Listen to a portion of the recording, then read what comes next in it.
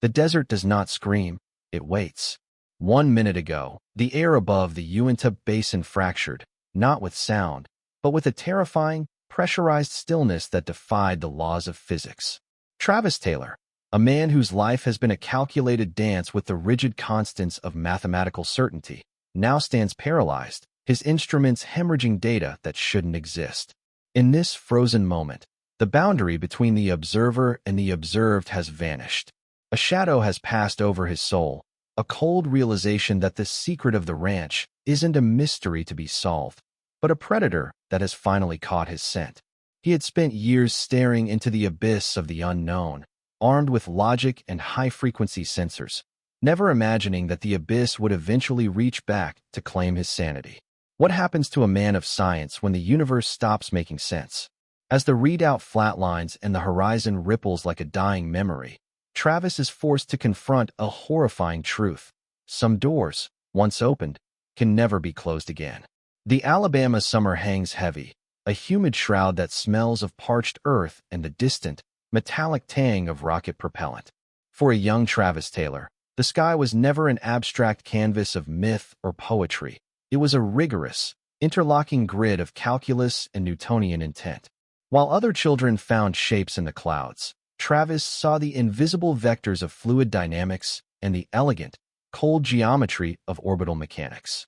He lived in the long, formidable shadow of NASA's Marshall Space Flight Center, where the thundering vibration of static engine tests served as the heartbeat of his youth. To him, the universe was a machine, vast, yes, but ultimately knowable. He believed with a quiet, desperate fervor that if a man possessed enough data, he could never truly be lost. This was his sanctuary, the sanctuary of the tangible. Inside the quiet halls of his mind, Travis was building an architectural marvel of logic, a fortress constructed from thermodynamics and the predictable behavior of light. He was a prodigy of the measurable, finding a profound, almost spiritual comfort in the fact that $F equals ma dollar remained true whether the sun was rising or the world was ending. Yet, this obsession with the concrete was born from a hidden, subterranean tremor, a primal fear of the unmeasurable. Deep within the boy who could solve differential equations before he could drive was a haunting awareness of the shadows that math could not illuminate. His father, a man forged in the grit of terrestrial reality and the hard labor of the space program, watched his son with a mixture of pride and unspoken concern. He saw Travis retreating into the gilded cage of his own brilliance, using his intellect not just as a tool, but as a shield against a chaos that the boy sensed was waiting just beyond the periphery of his sensors. As Travis ascended through the echelons of government science, his world became a series of high-security vaults and classified corridors. He gained access to the nation's deepest technical secrets, yet with every security clearance, the walls of his isolation grew thicker.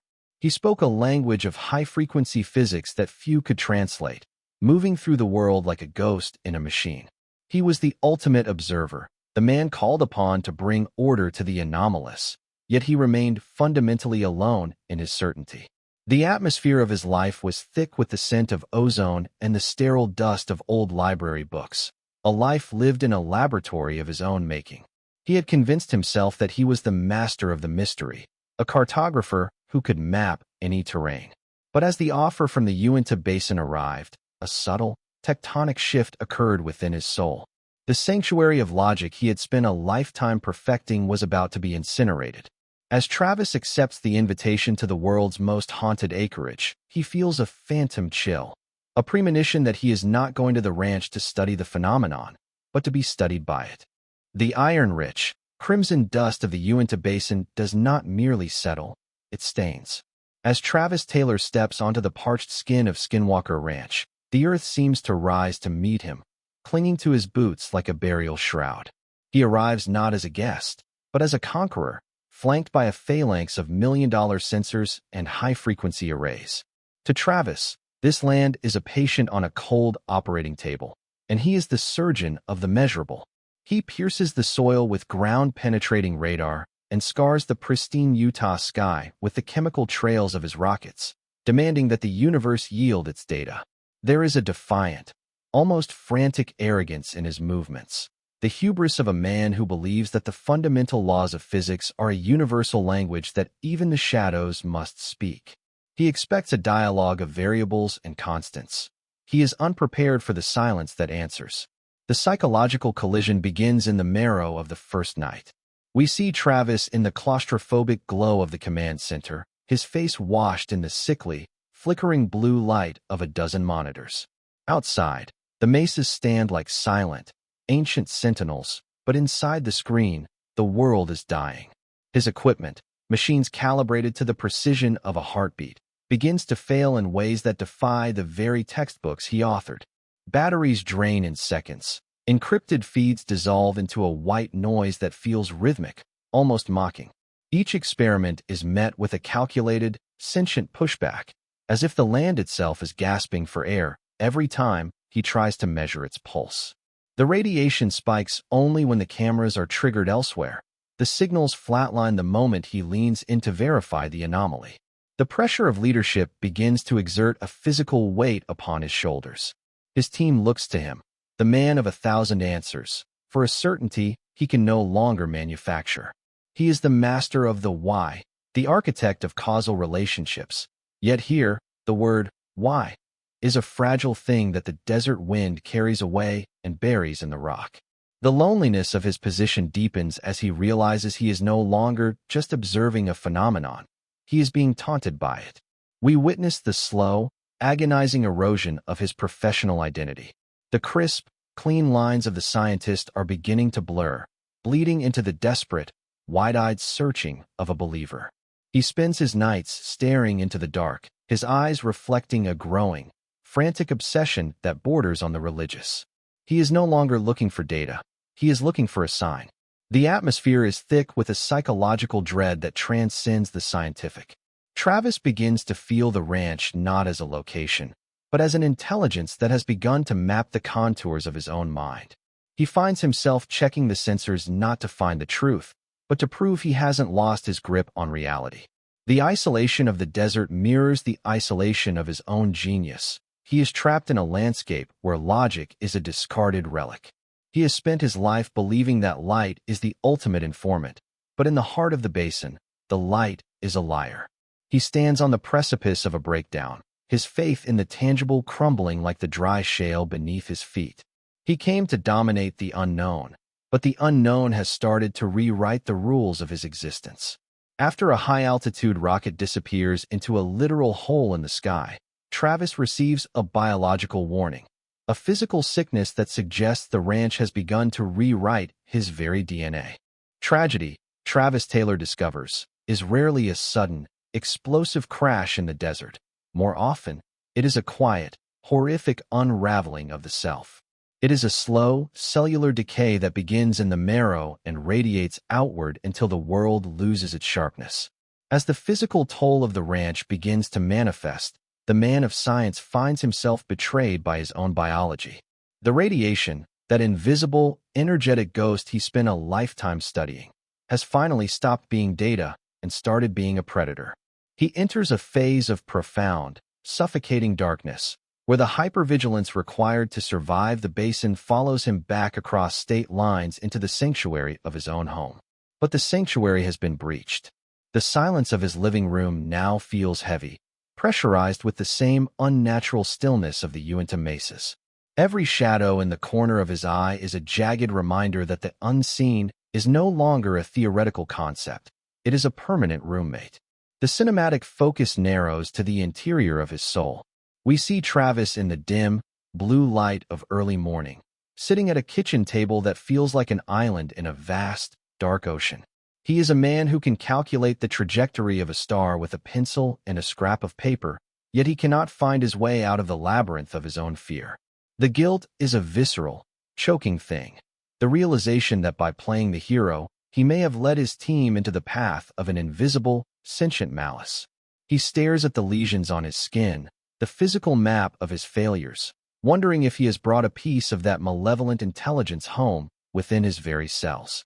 His pursuit of the truth, once a noble endeavor of the intellect, now looks like a slow-motion act of self-destruction. He begins to withdraw. The world outside his window seems two-dimensional, a thin veil over a reality that is far more terrifying than anything he was taught in the laboratories of Alabama. The narrator observes the crumbling of a titan. The how and why have been stripped away, leaving only the what if. He questions his own sanity, analyzing his thoughts for the same glitches he saw in his equipment. Is the frequency in his head his own, or is it a broadcast from the mesa? This is the deep psychological darkness of a man who has looked into the abyss and realized the abyss has not only looked back, but has begun to move into his house. The poetic weight of his isolation is absolute. He is a cartographer of a world that refuses to be mapped, standing alone in a darkness that no sensor can penetrate. Amidst his darkest hour, a classified phone call reveals that the phenomenon isn't just at the ranch. It's been following his family for months. Rebirth does not arrive with a fanfare of trumpets. It arrives with the quiet, devastating realization that some things are not meant to be conquered, but to be endured. For Travis Taylor, the path back from the darkness requires a profound, agonizing psychological transformation.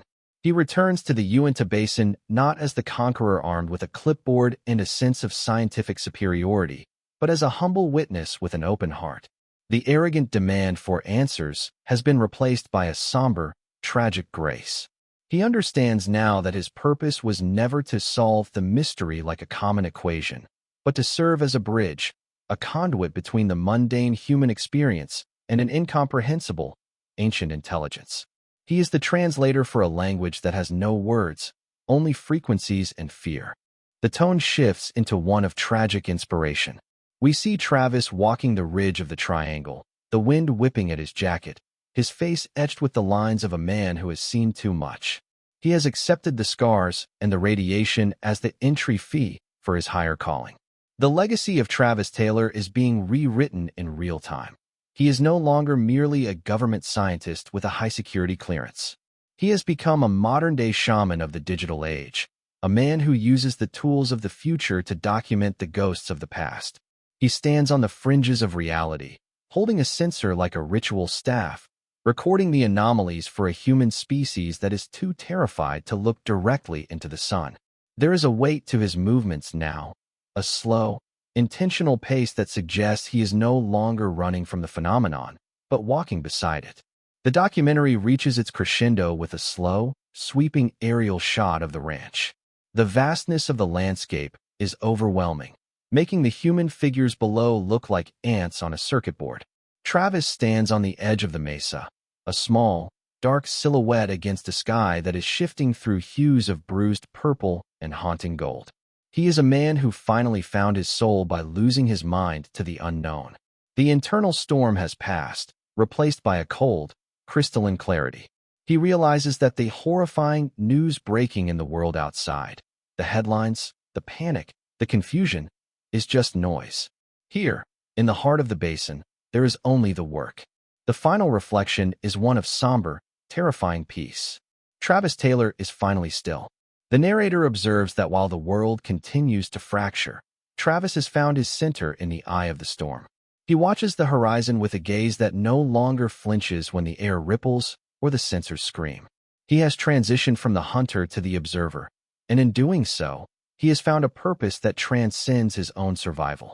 As the camera pulls back, higher and higher, Travis remains a solitary point of light in a landscape of shadows, a man who gave up the safety of the known to become the guardian of the impossible. As the screen fades to black, the sound of a Geiger counter begins to click rhythmically, leaving the audience to wonder.